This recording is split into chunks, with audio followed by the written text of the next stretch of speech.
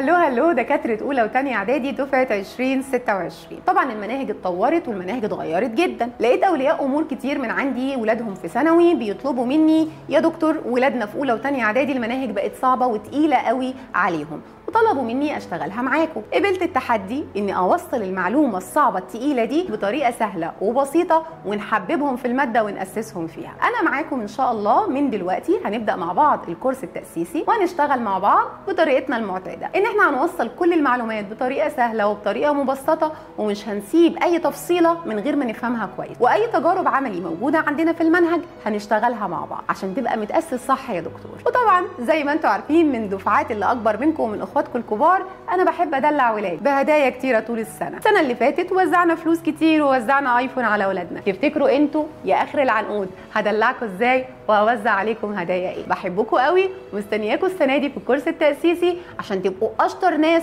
في اولى وثانيه اعدادي. اشوفكم قريب على خير. دكتور ناهد محمد.